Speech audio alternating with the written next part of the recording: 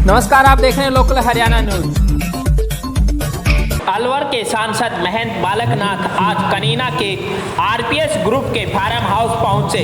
यहां पहुंचने से पूर्व मोटरसाइकिलों पर सवार भारतीय जनता पार्टी के झंडे लगाकर युवाओं द्वारा उनका स्वागत और आगमन किया गया। महंत बालकनाथ का कनीना पहुंचने पर आरपीएस ग्रुप के चेयरमैन ओपी यादव और अन्य कनीना के वरिष्ठ नागरिकों द्वारा विशेष रूप से सम्मान किया गया। आपको बता दें कि महंत बालकनाथ का आज महेंद्रगढ़ के यादव सभा के अंदर एक कार्यक्रम में शामिल होने का कार्यक्रम था, जिसके चलते बीच रास्ते में कनीना में उन्होंने आरपीएस ग्रुप के चेयरमैन ओपी यादव और मनीष यादव के विशेष आग्रह पर कनीना में भी कुछ समय के लिए ठहराव किया। सीओ मनीष राव की तरफ से रखा गया, जो कि अटेली हल्का से अपनी राजनीतिक पारी की शुरुआत करना चाहते हैं। और जो आज का कार्यक्रम रखा गया, जिस तरह से स्टेज के माध्यम से भी महंत बालकनाथ ने मनीष राव के विषय में जो बातें की, उनको देखकर लग रहा है कि आने वाले समय में अटेली हल्के से मनीष राव अपनी तैयारियां जो है वो पूरे जोर शोर से करने वाले हैं। और इसके साथ ही वो यहाँ से अपनी भारतीय जनता पार्टी की टिकट की दावेदारी भी पेश करने वाले हैं। अभिनंदन करता हूँ और आप लोग सब लोग यहाँ पर पहुंचे, आप सभी को नमन भी करता हूँ। 15-15 हजार की नौकरी करने के लिए दिल्ली, गुड़गांव और बावल जाते हैं और वहां एक डेला नहीं बचता। सवेरे 4 बजे खड़े होते हैं और रात को 11 बजे जो है ना पहुंचते हैं। उनका फैमिली जो है ना भी कितनी डिस्टर्ब होती है आप देख सकते हैं। और जो है ना दूसरा, कोई भी यहाँ काम जो है ना IIT, कोई PMT, कोई मेडिकल कॉलेज जाते दूर दराज वहां बॉर्डर पर बन जाते हैं, लेकिन सेंटर का इलाका महेंद्रगढ़ पड़ता है, जो सराउंडिंग एरिया है। यहाँ तक हमारा जो रीजन सेंट्रल कॉलेज है, यहाँ पर मेडिकल कॉलेज हमारा जो है ना मंजूर है और आज तक वहां पर ईंट नहीं लगी। यहाँ पर IMT जो मुख्यमंत्री ने करी थी और IMT आज तक एक ईंट का एक पत्थर भी नहीं लगा है।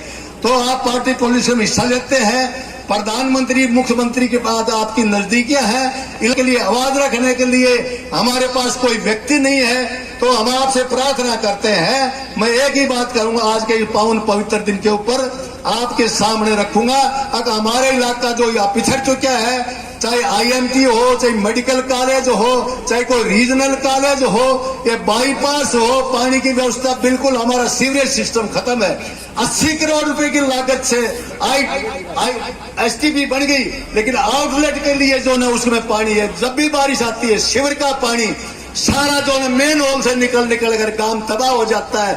बीमारी महामारी फैलने का उसके अंदर पूरा अंदेशा संदेशा होता है। तो मैं आपके माध्यम से मैं चाहता हूं, आप हमारी मांग जो ना, चाहे सेंटर में चाहे स्टेट में, मुख्यमंत्री, प्रधानमंत्री को या रिलेटेड किसी भी मंत्री के सामने रखकर हमारी ये काम करवाएं। बोलिए योगीराज भगवान श्री कृष्ण की, बोलिए योगीराज भगवान श्री कृष्ण की।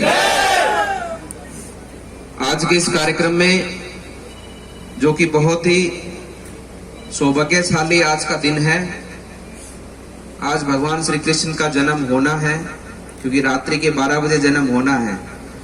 और उनके जन्म के उत्सव की तैयारियों में आज न केवल भारत, पूरा विश्व उस प्रतीक्षा की घड़ी को निहार रहा है, जब भगवान श्री कृष्ण हर साल की भांति पुनः एक बार जन्म लेंगे और उनके आशीर्वाद से फलीभूत होकर ये पूरी मानव सभ्यता, जिस प्रकार से उन्होंने गीता में उपदेश दिया, उसी के प्रचार प्रसार में आगे बढ़ेगी। बहुत से लोग मिलते हैं जिनके अलग अलग माध्यम होते हैं, अलग अलग कारण होते हैं मिलने के, लेकिन बिल्कुल निस्वार्थ भावना से, केवल और केवल प्रेम भावना से जो मिलते हैं, वो मनीष राव जी मिलते हैं मुझसे।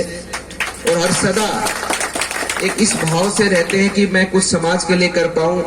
मेरे पूर्वजों ने मुझे जो आशीर्वाद दिया है, जिस कुल में मैं पैदा हुआ हूं, और मेरे पिता की मेहनत से जो हमने आज शिक्षा के प्रसार में जो कार्य किया है, शिक्षा के क्षेत्र में हमारे क्षेत्र के युवा छात्र छात्राओं को आगे बढ़ने का एक अवसर प्रदान किया है, उसी के माध्यम से मैं समाज के लिए कुछ और कर पाऊं।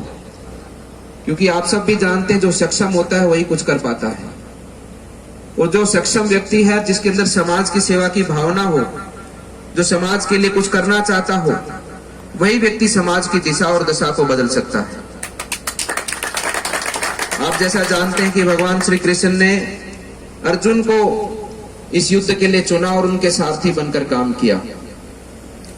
उन्होंने किसी और को नहीं चुना, उन्होंने अर्जुन को ही चुना, क्योंकि अर्जुन में वो काबिलियत थी, अर्जुन में वो गुणवत्ता थी कि वो धर्म की स्थापना कर सकता है। उसी भाव से मैं मानता हूं कि आज इस युग के अंदर, इस कालखंड के अंदर एक अच्छी भावना के साथ में आप सबके बीच में पले बढ़े, आप सबकी शिक्षा दीक्षा से आगे बढ़े, आप सबके संस्कारों को लेकर आगे बढ़े, ऐसे मनीष राव जी हैं जो केवल और केवल समाज की भलाई के लिए, समाज के उत्थान के लिए और इस अपने इलाके को जो शिक्षा के क्षेत्र में पूरे हरियाणा में क्या, पूरे राजस्थान में क्या, पूरे भारत में अव्वल है। इस क्षेत्र के युवा प्रतिभाशाली युवाओं को एक अच्छा अवसर मिले और वो भारत की उन्नति में अपना योगदान प्रदान करें। अपने इस इलाके से लाखों की संख्या में शहीद हुए हैं, लाखों की संख्या में स्वतंत्रता सेनानियां और अपनी सेना के अंदर हमारे जवान गए हैं, जिन्होंने अपने कुर्बानी के साथ में इस देश को आजाद किया है। उनकी इस मिट्टी को, इस धरा को एक अच्छा नेतृत्व के साथ में, एक ऐसा विकास के साथ में, एक ऐसे प्रतिनिधित्व के साथ में इस मिट्टी का नाम, इस क्षेत्र का नाम पूरे भारतवर्ष तक जाए, इस सेवा भावना के साथ में इस राजनीति के अंदर उनका आना एक मन का भाव बना है। हम सबको ऐसे व्यक्ति के साथ जुड़ना चाहिए जो व्यक्ति समाज हित के लिए कार्य करता है, जो व्यक्ति समाज के लिए अपना जीवन जीता है, क्योंकि यही भगवान श्री कृष्ण ने गीता में उपदेश दिया है और हम सब उस भगवान श्री कृष्ण के वंशज हैं। हम उनकी मर्यादाओं को, उनकी परंपराओं को मानने वाले सभी लोग हैं। जो गीता के उपदेश के अंदर भगवान श्री कृष्ण ने कहा है, उसकी व्याख्याएं तो इतनी हुई है कि उसके बाद में अनेकों लाखों की संख्या में ग्रंथ बने हैं, लेकिन उस गीता के उपदेश से बड़ा उपदेश किसी ने आज तक संसार में नहीं दिया है। मेरे भारत का मजदूर कैसा हो, मेरे भारत का गरीब किसान जो है वो किस प्रकार से आगे बढ़े, मेरे भारत का विकास कैसा हो, इन सब पर चिंता करते हुए एक एक व्यक्ति को वचनबद्ध होकर अपने भारत के निर्माण में लगना होगा। तब जाकर मेरा भारत दुनिया का नेतृत्व करने वाला भारत बनेगा। हम सबको साथ मिलकर काम करना होगा। जिस प्रकार से चेयरमैन साहब ने कहा कि हमारे इस क्षेत्र के अंदर विकास का अभाव है, हमारे इस क्षेत्र के अंदर जिस प्रकार से पूर्व के शासन कालों में जिस प्रकार से इस क्षेत्र की उपेक्षा हुई है, आने वाले समय पर अपने क्षेत्र की उपेक्षा ना हो और इस मेरे क्षेत्र के अंदर विकास की गंगा आगे बहे, उसके लिए हम सबको साथ मिलकर आगे बढ़ना होगा। क्योंकि हमारा भी दायित्व है कि हम भी भारतवासी हैं और नेतृत्व भी हमारे बीच में से ही निकल कर आगे बढ़ता है, विकास भी हमारे बीच में से निकल कर आगे जाता है। विकास हो तो पूरी मजबूती के साथ हो, पूरी गुणवत्ता के साथ हो, और शिक्षा हो तो पूरी निष्ठा के साथ में हो, और भाव हो तो पूरी समर्पणता के साथ में हो। इस प्रकार से हमारे भारत में और हम सबको अपनी बुद्धि के अंदर निर्माण करना होगा। आप सब ने इतने कम समय पर इतना भाव विभोर होकर और इतने सुंदर आयोजन का आप सबने जो आयोजन किया है, मैं विशेष रूप से मनीष जी को बहुत बहुत साधुवाद देता हूं, उनका धन्यवाद करता हूं और आप सबकी मंगल कामनाओं के साथ में आप सबको भी बहुत बहुत भगवान श्री कृष्ण की इस जन्म उत्सव की सबको बधाई देता हूं। और यही संकल्प आप सबके बीच में पुनः दोहराते हुए अपनी वाणी को विराम देता हूं कि मेरा जन्म और मेरा कर्म तो सिर्फ एक ही है कि मेरे भारत माता की और मेरे मानव जीव जंतुओं की सबकी सेवा करना। और यही उपदेश मेरे गुरु महाराज जी ने मुझे दिया है, यही गुरु मंत्र उन्होंने दिया है कि सदैव मानवता के लिए काम करना, सदैव समाज के लिए काम करना।